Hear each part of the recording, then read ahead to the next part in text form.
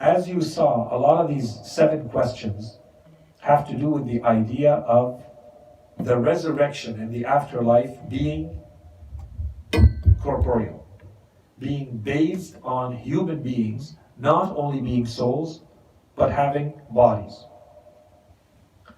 So this deserves to be looked at, because we haven't really spent time, and I didn't want to dedicate a full lesson to this.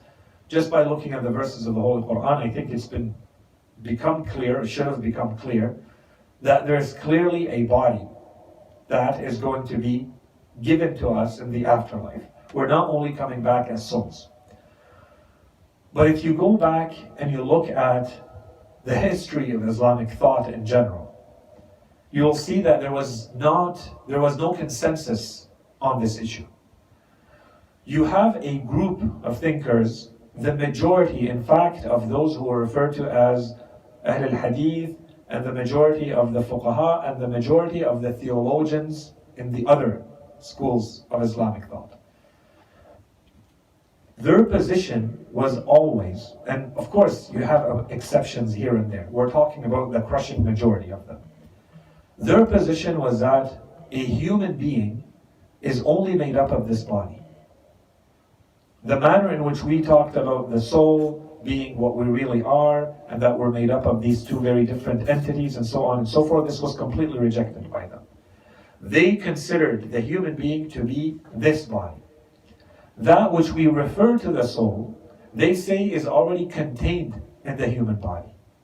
And the examples, some of the examples they give to this, they say, for instance, it would be like when you look at a rose, that's one of the examples they give, when you look at flowers, and you know that there is water in the flowers. But if you look at the flower and you cut it to pieces, there's no water. But you know that there's water in it, and there are things you can do to extract that liquid out of it. Or, to use a more complex example, a more interesting one, they say anything that is combustible, that you can turn into fire. For example, coal. For example, wood. They say, where is the fire? Where is the fire coming from? So the way they used to explain this is by saying the fire is contained in the thing that is going to burst into flames if the right conditions are there. It's already contained there, but you don't see it so long as the flame has not been sparked. Okay? So where is it? It's already contained in it. They say in that same sense, the soul that gives life to a human being is contained in the body. Why are we talking about this? Because their interpretation is that there is nothing but the body that can be resurrected. When we talk about resurrection, the only thing that can come back is this body, which contains within it the soul, that which we're referring to the soul, and they rejected the idea that there's a soul and a body. It was only a body. On the other side, or the other extreme, you have those who are usually referred to as al-falasifa, those who want to rely mostly just on reason and philosophy. And we're not going to get into all the details of that. They believed that the resurrection cannot be corporeal. There cannot be a body that shows up in the resurrection. That which exists and continues to exist is only the immaterial dimension of the human being, which is the soul. So they believed that the resurrection is only spiritual, only mental. You can refer to it as whatever you want. And everything else that has been described and brought by revelation to human beings, they say this is all allegorical, this is all metaphorical, figurative. It's not literal, it's not to be taken literally. This is just to make us want it more and understand it more. And so they are much more interested in things of the mind, and they say this is what would provide the most both punishment or happiness to a human being, is that spiritual existence in a state of bliss or in a state of torment, and so on and so forth, not the bodily, physical dimension. And this is why there was kind of a huge disagreement between them, to the point where those falasifa were considering the others to be kind of simpletons who don't really understand the text. And on the other side, you have the theologians, al-mutakallimin, al-fuqaha, al-hadith, who would basically call the falasifa heretics and non-believers. Because they say the text clearly says It's the body that's coming back, and you are denying the existence of the body.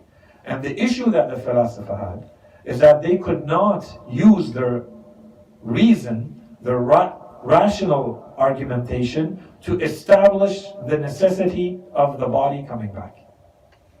Okay, that was the big issue. They were stuck, even if they wanted to. So you have much more balanced philosophers like Ibn Sina, who would come back and say, so in this case, all that we can prove with reason is that there is going to be a spiritual resurrection, but we cannot prove with reason that there is a corporal or bodily resurrection, but this is what our revelation tells us, and so we believe it and we submit to it. And this continued for centuries, all the way to a philosopher by the name of Mullah Sadra, who finally was able to provide some rational proofs as well. Okay? You put, these were, if today you were to study Islamic thought, Islamic philosophy, the history of Islamic theology, these are the opinions that you would find in the books. Except if you read the works of the Shia school and the Shia scholars, who relied much more heavily on the Holy Quran, and they had access, they had the privilege, the benefit of having access to Ahlul Bayt alayhim salam. And so you see from very early on, all the major Shia theologians, from the beginning, Shaykh al-Mufid, Shaykh al-Tusi, Sayyid al-Murtada, so on and so forth, all the big theologians, they were of the opinion that the resurrection and the afterlife is both in body and spiritually, in soul. Both are going to happen. And if we go back to the verses of the Quran, without adding any layers of theology and philosophy and all of that, when you read the verses of the Quran, this should become clear. Okay, so as I said, I didn't want to make this into a big topic, just so that you understand what's going on if you encounter this topic. And so, here are examples that I'm not mentioning here. For instance, if you look at the verses of the Holy Quran that talk about resurrection, there are verses that clearly state that the resurrection of human beings is going to be back from the earth. They will be raised from the earth. So obviously it's the body that's being raised from the earth. Other verses say that they are going to be rising back from their graves. Again, it's the body. You have verses of the Quran that talk about specific body parts. For instance, when our hands and our eyes and our ears are going to testify against us in the afterlife, saying, this my owner basically watched this or saw this, used me in this way or not, or that way. Right? This is a witnessing. Inshallah, we'll come back to that later.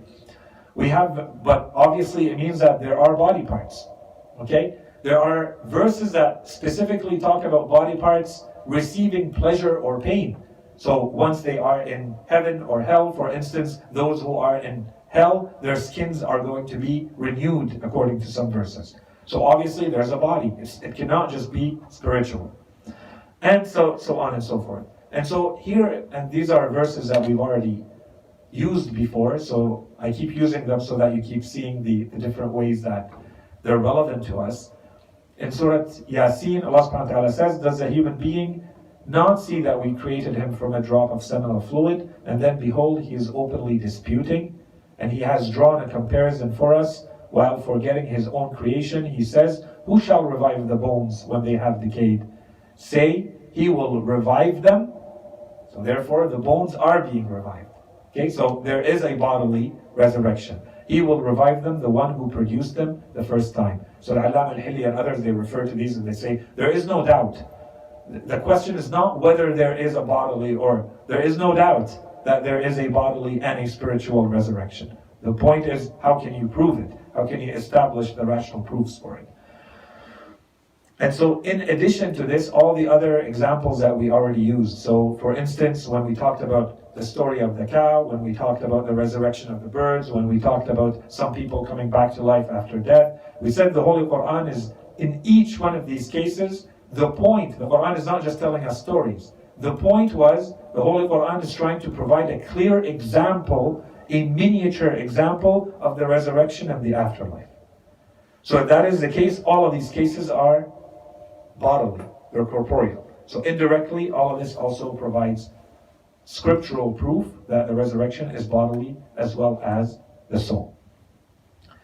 So the big question, if we wanted to get into this topic, how do we deal with this? When someone says the resurrection is corporeal or not, the first question is, well, we have to ask them, what's your criteria? One criteria is we're looking at the human being.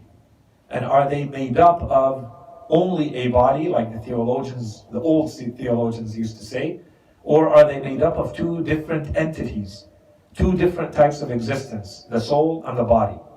Okay? Or as they say, it's all one type of entity.